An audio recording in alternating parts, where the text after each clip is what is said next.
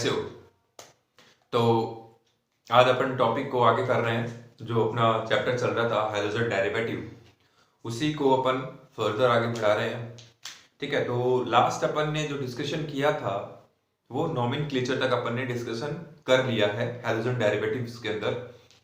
उसमें अपन ने बात कर ली कि किस तरह से जो कंपाउंड्स होते हैं वो कौन से होते हैं, जिनको हाइड्रोजन डेरिवेटिव्स जिनको हम बोलते हैं वो कौन से होते हैं।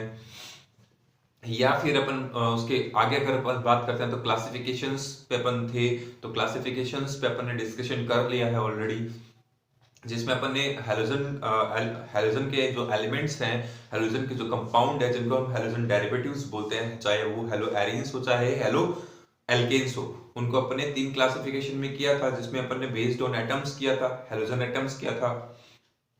सेकंड अपन ने डिस्क्राइब किया था उनको बेस्ड ऑन हाइब्रिडाइजेशन पे, और थर्ड अपन ने डिस्क्राइब किया था उनको based on degree of carbon पे। उसके बाद में अपन ने नॉमेनक्लेचर देखा था कि किस तरह से अपन उनका नॉमेनक्लेचर करते हैं। जो भी हैलोजन एटम अपने पास में है, जो भी हैलोजन कंपाउंड अपने पास में है, उस कंपाउंड का नॉमेनक्लेचर अपन किस बेसिस पे करते हैं, किस तरह से हम उनको वहां पर डिफाइन करते हैं, इन चीजों को अपन डिस्कस कर चुके हैं। जो अपन पिछले वाले जो वीडियोस हैं अपलोड किए हैं हैलोजन से रिलेटेड, उसमें सारी चीजें अपन ने डिस्कशन कर ली है। अब इसके बाद जो अपन को डिस्कस करना है वो अपने पास आता है नेचर ऑफ बॉन्ड, कि कार्बन और हाइड्रोजन के बीच में जो बॉन्ड बनता है उसका नेचर कैसा होता है, किस टाइप की बॉन्डिंग वो परफॉर्म करता है, वहां बॉन्ड स्ट्रेंथ जो होती है वो कैसी होती है, डाइपोल मोमेंट जो होता है वो कैसा होता है। ये सारी चीज अपने को उसमें अब आगे डिस्कशन करना है। तो करते हैं discussion. Nature of CX bond, किसका नेचर अपने को डिस्क्राइब यहां पर डिस्कशन करना है। CX जो बॉन्ड है अपने को उसको डिस्कशन करना है। यहां पर CX बॉन्ड का मतलब क्या हो गया, यहां पर कार्बन और हैलोजन का डिस्कशन करना है। किसका डिस्कशन करना है, C एंड X। C से मतलब है यहां पर कार्बन, और X से मतलब है यहां पर हैलोजन एटम्स। तो सबसे पहली और जो इंपॉर्टेंट बात अपन यहां पर करें तो वो क्या हो जाएगी कि ये जो बॉन्ड बन रहा है किसके बीच में, कार्बन और हैलोजन के बीच में जो बॉन्ड परफॉर्म हो रहा है, ये किस तरह का बॉन्ड होता है, यहां पर कोवैलेंट बॉन्ड होता है। कैसा बॉन्ड होता है, कोवैलेंट बॉन्ड होता है। हिंदी में इसको हम क्या बोलते हैं, सहसंयोजक बंध होता है। अच्छी बात है भाई, सहसंयोजक बंध बना है तो सहसंयोजक की डेफिनेशन वगैरह मेरे को बताने की जरूरत नहीं है, वहां पर शेयरिंग ऑफ इलेक्ट्रॉन्स होता है, बता दिए फिर भी मैंने यहां पर। तो जहां शेयरिंग ऑफ इलेक्ट्रॉन्स होता है उसको हम कोवैलेंट बोलते हैं। तो इसकी जो स्ट्रेंथ है वो किस बेसिस पे हम डिफाइन करते हैं, वो जो बेस है वो हम डिफाइन करते हैं इलेक्ट्रॉन नेगेटिविटी पे डिफाइन करते हैं। ठीक, तो यहां पर हम कहेंगे electron negativity of carbon, electron negativity of carbon is lesser than electron negativity of halogens। क्या है यहां पर, जो इलेक्ट्रॉन नेगेटिविटी ऑफ हैलोजन है वो ज्यादा है किसके कंपैरिजन में, कार्बन के कंपैरिजन में। Which one have high electronegativity that have negative charge because it takes the electrons or attract the electrons of covalent bond। तो यहां पर क्या हो गया कि इलेक्ट्रोनेगेटिविटी कार्बन की कम है, हैलोजन की ज्यादा है। तो यहां पर ये जो कोवलेंट बॉन्ड बना है, इस पे जो इलेक्ट्रॉन प्रेजेंट होते हैं, इसमें क्या प्रेजेंट है, यहां पर इलेक्ट्रॉन्स प्रेजेंट है। तो इन इलेक्ट्रॉनों को कौन अट्रैक्ट करेगा, जिसकी इलेक्ट्रोनेगेटिविटी ज्यादा होगी। और यहां पर किसकी इलेक्ट्रोनेगेटिविटी ज्यादा है, हैलोजन की। तो हैलोजन की ज्यादा है, तो हैलोजन क्या करेगा, उसको अपनी ओर खींचेगा। तो अपनी ओर खींचेगा तो नेगेटिव चार्ज किसके ऊपर आ जाएगा, हैलोजन के एटम के ऊपर नेगेटिव चार्ज प्रेजेंट हो जाएगा। इट मींस कार्बन एंड जो हैलोजन का जो बॉन्ड है उसमें क्या हो जाएगा, X have negative charge and carbon have positive charge. इसको हम जनरली पार्शियल चार्ज से डिनोट करते हैं। पार्शियल क्यों करते हैं, क्योंकि कंप्लीट ट्रांसफर नहीं हुआ है। अगर कंप्लीट ट्रांसफर हुआ तो हम इस पे होता, तो इस पे हम कंप्लीट नेगेटिव चार्ज लिखते और उस पे कंप्लीट पॉजिटिव चार्ज लिखते। यहां पर मैंने एक साइन बनाया है कुछ इस तरह का। इस सिंबल का मतलब होता है कि वहां पर पार्शियल परफॉर्मेंस हुई है, जो फॉर्मिंग हुआ है वहां पर पार्शियल वर्क हुआ है ना, मेजर वर्क नहीं हुआ है, माइनर वर्क हुआ है। तो माइनर वर्क हुआ है, इसका मतलब इलेक्ट्रॉन की शिफ्टिंग हुई है, ना कि इलेक्ट्रॉन ट्रांसफर हुआ है। तो इलेक्ट्रॉन शिफ्टिंग होने की वजह से उस पर उतना ही नेगेटिव चार्ज प्रेजेंट हो जाएगा, इसलिए इस पे क्या जाएगा नेगेटिव, और इस पर क्या जाएगा पॉजिटिव चार्ज। अच्छी बात है भाई। तो उसकी वजह से क्या क्रिएट हो जाएगी, इनके बीच में डाइपोल मोमेंट क्रिएट हो जाएगा। क्या क्रिएट हो जाएगा, डाइपोल मोमेंट, जिसको हम कैसे रिप्रेजेंट करते हैं, लोअर टू हायर रिप्रेजेंट करते हैं। डाइपोल मोमेंट क्या होता है, डाइपोल मोमेंट एक वेक्टर क्वांटिटी है। आपकी पहली बात तो ये होती है, डाइपोल मोमेंट आपका क्या है, एक वेक्टर क्वांटिटी है। वेक्टर क्वांटिटी होने के साथ साथ में हम उसको कहां से कहां रिप्रेजेंट करते हैं, लोअर टू हायर रिप्रेजेंट करते हैं। इन केमिस्ट्री, फिजिक्स में क्या है क्या नहीं उससे भी लेना देना नहीं है, लेकिन यहां पर हमें क्या करना है, लोअर इलेक्ट्रोनेगेटिविटी एटम से हायर इलेक्ट्रोनेगेटिविटी एटम की ओर डायरेक्ट करना है उसको। तो मैंने यहां पर एक एरो डिनोट कर दिया, ये इसकी डायरेक्शन हो गई है। इसका मतलब ये जो बॉन्ड बन रहा है यहां पर, ये कैसा होगा, पोलर बॉन्ड होगा। और पोलर भी कैसा, डाइपोल। पोलर भी कैसा हो गया, यहां पर डाइपोल हो गया। डाइपोल होने का मतलब क्या हो गया, एक इस पे पॉजिटिव चार्ज हो गया और एक इस पर नेगेटिव चार्ज हो गया। दोनों चार्ज इस पर प्रेजेंट है, इसलिए डाइपोल इस पर प्रेजेंट होगा। ठीक है भाई, ये तो हमने एक ओवरऑल व्यू देखा है किसका, डाइपोल मोमेंट का, किसके ऊपर, कार्बन और हैलोजन के ऊपर। लेकिन लेकिन लेकिन क्या क्या क्या, यहां पर अपने पास में एक हैलोजन एटम तो होता नहीं है। हैलोजन एटम तो और भी प्रेजेंट है। कौन कौन से हैं हैलोजन जो है यहां पर, फ्लोरीन, क्लोरीन, ब्रोमीन और आयोडीन। ये 4 हैलोजन एटम है। और इनमें अगर अपन इलेक्ट्रोनेगेटिविटी का वैल्यू देखते हैं, या ऑर्डर की अगर अपन बात करते हैं, तो क्या होता है, फ्लोरीन, क्लोरीन, ब्रोमीन और आयोडीन। आयोडीन का सबसे कम और सबसे ज्यादा किसका होता है, फ्लोरीन का इलेक्ट्रोनेगेटिविटी ज्यादा होता है। ठीक है। और डाइपोल मोमेंट क्या होता है, डाइपोल मोमेंट होता है mu is equals to q into d. ये किसका फॉर्मूला है, डाइपोल मोमेंट का। किसका फॉर्मूला है? डाइपोल मोमेंट का फॉर्मूला है। यहां म्यू जो होता है वो किसको रिप्रेजेंट कर रहा है? यहां पर डाइपोल को रिप्रेजेंट कर रहा है। क्यू किसको रिप्रेजेंट कर रहा है? चार्ज को रिप्रेजेंट करता है। किसको रिप्रेजेंट कर रहा है?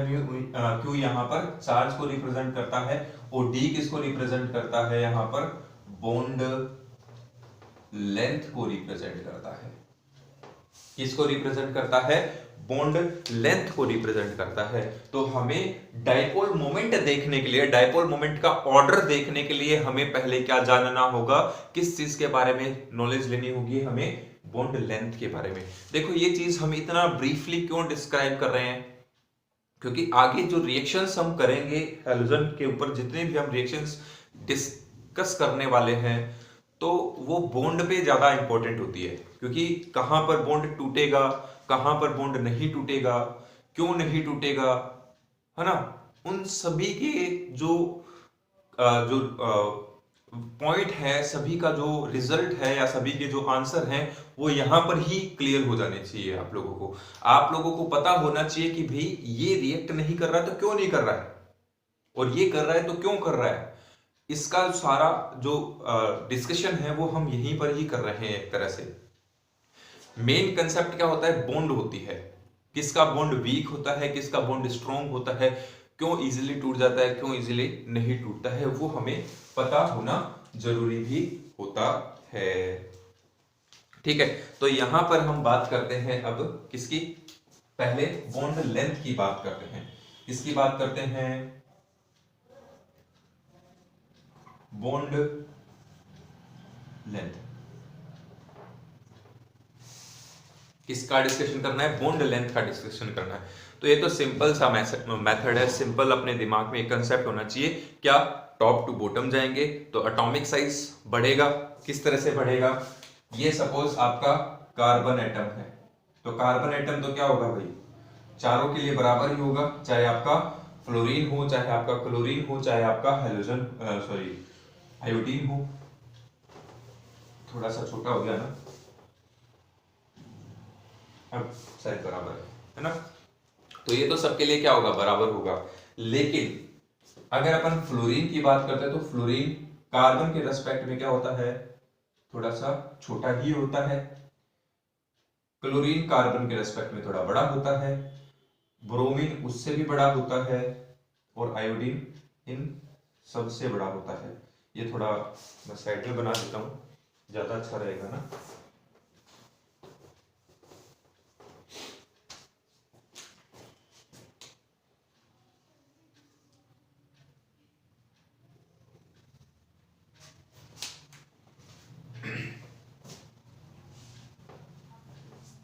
तो ये आपका हो गया कार्बन, ये भी नीचे है, ध्यान रखना, आयोडीन है ये आपका आयोडीन है। तो अब मेरे हिसाब से आप लोगों में दिमाग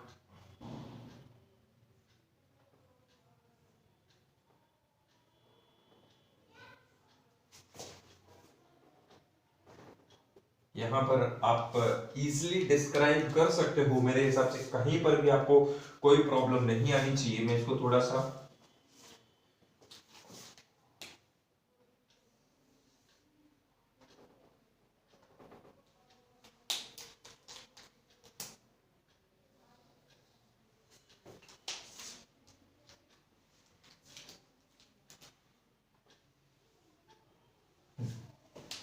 अब आपको आसानी से दिख रहा है कि भाई बॉन्ड लेंथ कैसे बढ़ रही है ना। तो ऑर्डर भी आपको दिखाई दे गया होगा यहाँ पर। ये CF का ऑर्डर है, ये CCl का ऑर्डर है, ये CBr का ऑर्डर है, और ये CI का ऑर्डर है। तो यहां पर आपको क्लियर दिख रहा होगा कि किसका साइज या किसका बॉन्ड लेंथ जो है वो ज्यादा है ना। हाँ, होता है इनमें माइनर डिफरेंस है, ज्यादा डिफरेंस नहीं होता है, बहुत ही कम डिफरेंस होता है। लेकिन मैंने डायग्राम इसलिए बनाए हैं कि आपको एक क्लियरिटी दिख जाए कि बॉन्ड लेंथ का एक्चुअल में किस तरह से हम इसको देख सकते हैं, कैसे हम इसको बता सकते हैं। ठीक है, तो इस डायग्राम से आप लोगों को एक आइडिया लग गया होगा बॉन्ड लेंथ का। तो बॉन्ड लेंथ ऑर्डर क्या आ जाएगा यहाँ पर, सबसे जो छोटा बॉन्ड लेंथ होता है वो CF का होता है, उससे बड़ा जो बॉन्ड लेंथ होगा वो Cl का होगा, देन CBr का होगा, और सबसे जो बड़ी बॉन्ड लेंथ होगी वो किसकी हो जाएगी यहाँ पर, Ci की, कार्बन आयोडीन के बीच में बनेगा। ठीक है, ये तो हो गई बॉन्ड लेंथ की। अब हम बात कर लेते हैं साथ में ही बॉन्ड डिसोसिएशन एनर्जी की। बॉन्ड डिसोसिएशन एनर्जी का मतलब क्या हो गया, बॉन्ड को ब्रेक करने के लिए कितनी ज्यादा एनर्जी की जरूरत पड़ती है। हमें उस वैल्यू से कोई लेना देना नहीं है कि कितनी वैल्यू वहां पर जरूरत पड़ेगी, कितनी वैल्यू वहां पर जरूरत नहीं पड़ेगी, हमें उससे कोई लेना देना नहीं है अभी। तो हमें किस चीज से लेना देना है, हमें सिर्फ इस बात से ध्यान रखना है कि उसका ऑर्डर क्या आएगा, सबसे इजीली कौन सा बॉन्ड ब्रेक होगा, और सबसे टफेस्ट बॉन्ड कौन सा होगा, किसके बीच में स्ट्रॉन्ग बॉन्ड होगा। ठीक है, तो जो जितना छोटा होगा उसको तोड़ना उतना ही मुश्किल है। अब जैसे अगर मैं मार्कर लेता हूं तो मार्कर ये साइज अच्छी खासी है तो इसको मैं इजीली तोड़ सकता हूं, लेकिन अगर मैं वहीं पर इसका एक स्मॉल पार्ट लेता हूं, जैसे 1 सेंटीमीटर या 2 सेंटीमीटर का एक पार्ट लेता हूं, तो क्या मैं उसको ब्रेक कर पाऊंगा, नहीं कर पाऊंगा, है ना। तो वही चीज आ जाती है कि उसको ब्रेक करना क्या होता है, थोड़ा सा मुश्किल हो जाता है। तो यहां पर ऑर्डर क्या आ जाएगा, जो CF होता है उसकी बॉन्ड डिसोसिएशन एनर्जी सबसे ज्यादा होगी, CCl की उससे कम, CBr की उससे कम, और Ci की सबसे कम बॉन्ड लेंथ होती है, बॉन्ड डिसोसिएशन एनर्जी होती है। मतलब उसको आसानी से हम तोड़ सकते हैं। इसको तोड़ने के लिए हमें ज्यादा एनर्जी देनी पड़ेगी, उसको तोड़ने के लिए हमें कम एनर्जी देनी पड़ेगी। ठीक है, तो ये बात होगी अपनी किसकी, बॉन्ड लेंथ की बात होगी, बॉन्ड डिसोसिएशन की बात होगी। अब अपन बात करते हैं किसकी, डाइपोल मोमेंट की। ये बहुत इंपॉर्टेंट है, ध्यान रखना, इस पे आप चाहे वेरी वेरी इंपॉर्टेंट लगा लो, VVIP। ये बहुत इंपॉर्टेंट पॉइंट होता है। ये कभी कभी क्या होता है कि हम इसको नजरअंदाज कर देते हैं। इंपॉर्टेंट क्यों है वो भी आपको पता चल जाएगा यहाँ पर कि ये इंपॉर्टेंट क्यों है। ये कभी कभी क्या होता है कि हम सोच लेते हैं कि भी हो सकता है 12th वगैरह में ये क्वेश्चन कम आता है, 12th में नहीं आता, लेकिन जो आपके कंपटीशन होते हैं, कंपटीशन में ये क्वेश्चन पूछ लिया जाता है, कंपटीशन में इस क्वेश्चन को पूछ लिया जाता है। और हमें क्या लगता है यार इसको कौन पूछेगा, क्यों नहीं पूछेगा, वो भी बता देते हैं हम आपको। तो अब अपन बात करते हैं ऑर्डर ऑफ डाइपोल मोमेंट।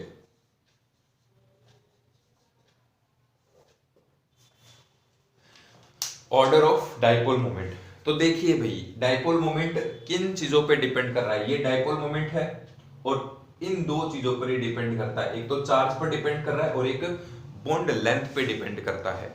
तो जैसा मैंने आपको यहां पर भी बताया था कि जो बॉन्ड लेंथ होता है वो माइनर डिफरेंस होता है। जैसे अगर अपन CF की बात करते हैं तो ये 134 किसमें होती है, पिकोमीटर के अंदर होती है, इसमें 134 पिकोमीटर के नियर अबाउट होती है, और ये 136 पिकोमीटर के नियर अबाउट होती है। तो ज्यादा डिफरेंस नहीं है, 134 और 136 में ज्यादा डिफरेंस नहीं होता है, तो इतना मेजर डिफरेंस नहीं है। ठीक है, यहां पर इनका बॉन्ड लेंथ का ज्यादा डिफरेंस नहीं होता है। तो ज्यादा डिफरेंस नहीं है इसका मतलब डोमिनेटिंग पार्ट अगर अपन बात करते हैं तो बॉन्ड लेंथ डाइपोल मोमेंट में कोई हेल्प नहीं करता है। ये क्या है, रिसेसिव पार्ट है, डोमिनेंट पार्ट नहीं है, नॉट डोमिनेंट पार्ट।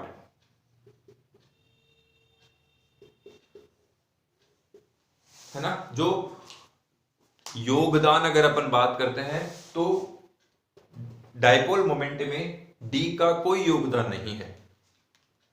इसकी कैलकुलेशन में हेल्प जरूर कर रहा है, लेकिन इसका योगदान इतना ज्यादा नहीं होता है जितना किसका होता है, चार्ज का होता है।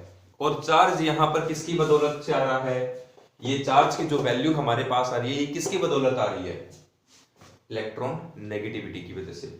जो आप देख पा रहे हैं यहां पर इजीली, चार्ज किसकी वजह से आ रही है, यहां पर ये जो चार्ज जनरेट हो रहा है वो जनरेट किसकी वजह से हो रहा है यहाँ पर, किसकी वजह से, इलेक्ट्रॉन नेगेटिविटी की वजह से। तो हम सिंपली ये कह सकते हैं कि जो इलेक्ट्रॉन नेगेटिविटी है वो किसके डायरेक्टली प्रोपोर्शनल हो जाएगी, चार्ज के। वैसे भाई जैसे जैसे चार्ज का इसका चार्ज बढ़ेगा, या हम कह सकते हैं जितना इलेक्ट्रोनेगेटिविटी डिफरेंस बढ़ेगा, किन्हीं भी दो एटम्स के बीच में जितना इलेक्ट्रोनेगेटिविटी डिफरेंस बढ़ेगा, वहां पर इस चार्ज की वैल्यू भी बढ़ेगी। आप यहां पर देख सकते हैं आसानी से। अगर मैं वहीं पर फ्लोरीन, आयोडीन और कार्बन की बात करता हूं, तो उनके बीच में इलेक्ट्रोनेगेटिविटी डिफरेंस बहुत कम होता है। तो बहुत कम होगा तो यहां पर प्रोडक्शन भी कम होगा, चार्ज का प्रोडक्शन वैल्यू भी कम होगा। हालांकि हम, वो एक अलग बात होती है कि हम यहाँ पर जनरली 1 ही लेके चलते हैं, 1 इलेक्ट्रॉन के बराबर ही चार्ज लेके चलते हैं। लेकिन अगर अपन थिंकिंग देखें, थ्योरेटिकल वैल्यू देखते हैं, प्रैक्टिकल तो बाद की बात है, पहले अपन थ्योरेटिकल सोचते हैं उस चीज को। तो थ्योरेटिकल अगर अपन देख रहे हैं यहाँ पर, तो इलेक्ट्रोनेगेटिविटी डिफरेंस काम करेगा। फ्लोरीन में ज्यादा पावर है खींचने की, तो उस पर नेगेटिव चार्ज ज्यादा आएगा। आयोडीन में कम है इलेक्ट्रॉन को खींचने की, तो उस पर कम चार्ज आएगा। तो जैसे जैसे चार्ज का वैल्यू होगा, वैसे वैसे ही किसका वैल्यू होगा, म्यू का वैल्यू भी वर्क करेगा। तो ये चीज काम करती है यहाँ पर मेजॉरिटी बेस पे। तो अगर मेजॉरिटी बेस पे ये टर्म काम कर रही है, तो ऑर्डर क्या आएगा यहाँ पर, डाइपोल मोमेंट का ऑर्डर क्या आएगा यहाँ पर, सी एफ का डाइपोल मोमेंट सबसे ज्यादा, सी सी एल का डाइपोल मोमेंट, फिर सी बी आर का डाइपोल मोमेंट, एंड देन सी आई का डाइपोल मोमेंट, यही आएगा।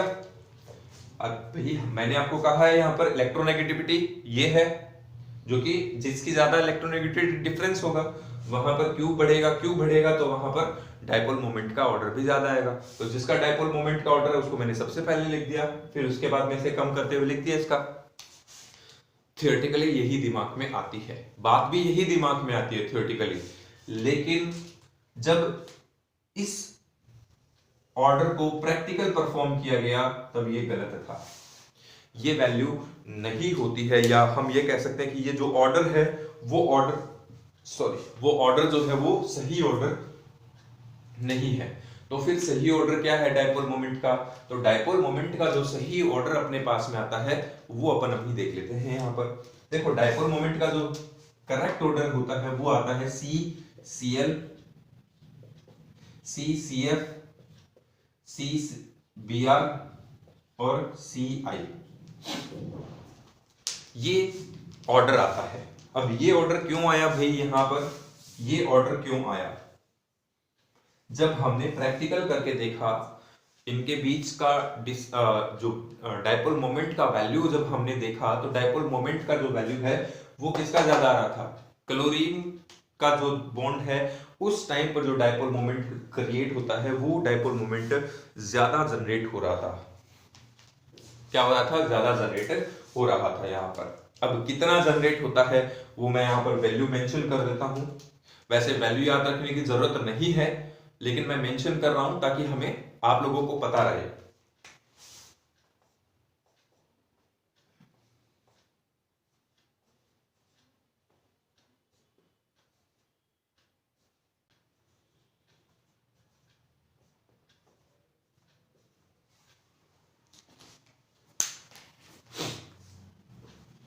तो ये डाइपोल मोमेंट का यहां पर वैल्यू आ जाता है, इसका है 1860, 1847, 1830, 1636 डेबाई के अंदर है, जो इसका यूनिट होता है डेबाई, उसके अंदर इसका वैल्यू हम मेंशन करते हैं।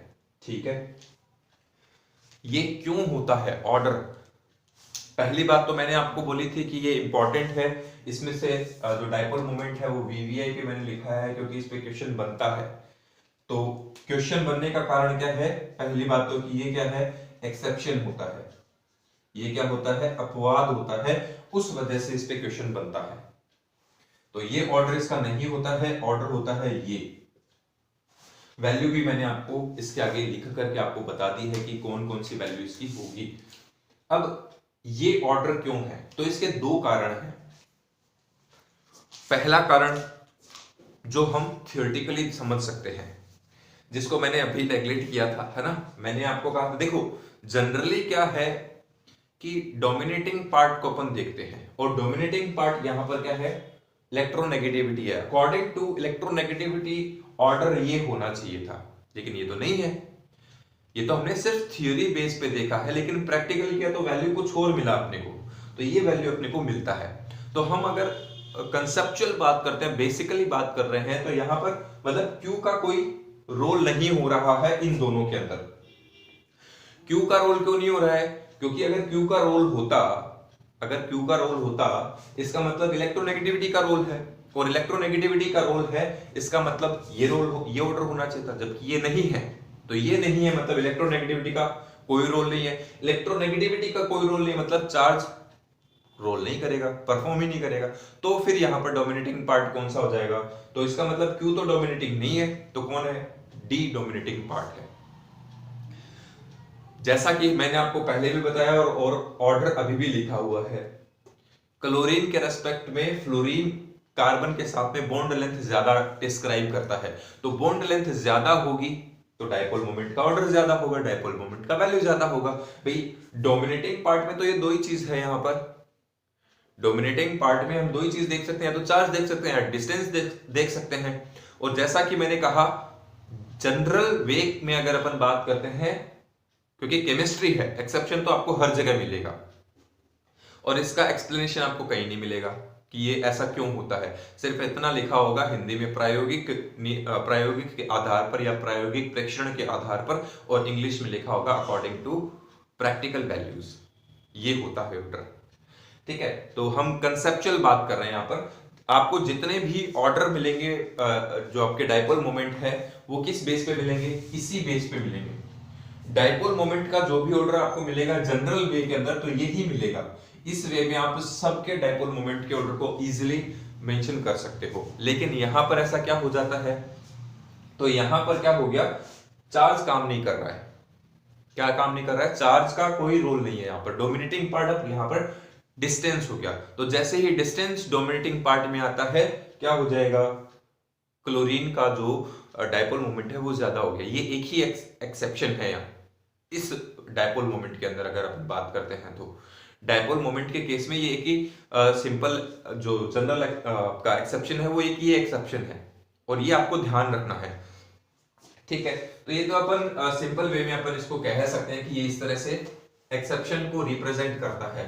लेकिन अगर अपन दूसरे वे में बात करते हैं, तो क्लोरीन जो होता है वो क्या करता है?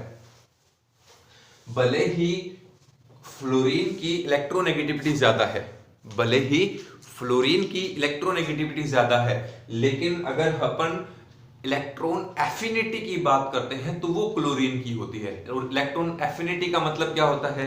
इलेक्ट्रॉन को गेन करने की एबिलिटी। इलेक्ट्रॉन को गेन करने की एबिलिटी जो होती है वो क्लोरीन की ज्यादा होती है। क्यों होती है?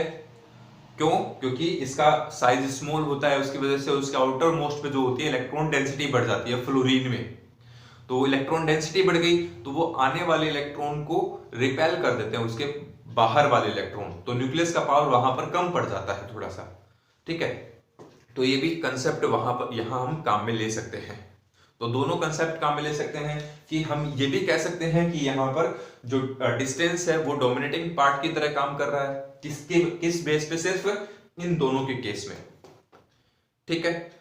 और अगर दूसरा केस ले तो क्लोरीन की जो इलेक्ट्रॉन एफिनिटी होती है वो ज्यादा होती है फ्लोरीन के कंपैरिजन में। तो मे भी क्या कर लिया, फ्लोरीन ने इलेक्ट्रॉन को इजीली गेन कर लिया, इसलिए डायपोल मोमेंट फ्लोरीन का यहां पर ज्यादा हो गया है। अब अगर अपन देखते हैं यहां पर किसका हाइट, HF, HCl, HBr और HI, अगर हम इसके बीच में डायपोल मोमेंट का ऑर्डर लिखते हैं तो इसके बीच में डायपोल मोमेंट का ऑर्डर क्या रहेगा? यही डायपोल मोमेंट का ऑर्डर रहेगा। HF का जो डायपोल मोमेंट है वो सबसे ज्यादा होता है। तो हर जगह पे ये एक्सेप्शन अप्लाई नहीं होता है, हर जगह पर ये चीज नहीं होती है। हर जगह पर तो यही काम करेगा, आपका डोमिनेटिंग पार्ट जो है वो यही काम करेगा। इसको आप याद रखो तो आपका जो डायपोल मोमेंट है वो इजी हो जाएगा। लेकिन यहां पर जो है आप देख रहे हैं कोई काम नहीं कर रहा, और यहां पर ये थोड़ा सा गड़बड़ा जाता है। ठीक है। तो कभी कभी क्या होता है कि जो कंसेप्ट हम देखते हैं वो कंसेप्ट हर जगह पर अप्लाई नहीं हो पाता है, तो हमें उस चीज को देखना भी पड़ता है। ठीक है। तो ये मैंने थोड़ा सा कंसेप्ट इसका बताने की कोशिश की कि ये इस तरह से हम इसको एक्सप्लेन कर सकते हैं। ठीक है भाई। तो आज हमने यहाँ पर हेलोजन डेरिवेटिव का जो डाइपोल मोमेंट है या फिर nature of carbon halogen bond जो है उस पर डिस्कशन किया है। ठीक। अगर इसमें किसी को किसी टाइप का कोई डाउट रह जाता है तो मेंशन नोट, आप कमेंट सेक्शन में मेंशन कीजिए, हम सॉल्व आउट करेंगे उस प्रॉब्लम को। ठीक है। Okay, thank you.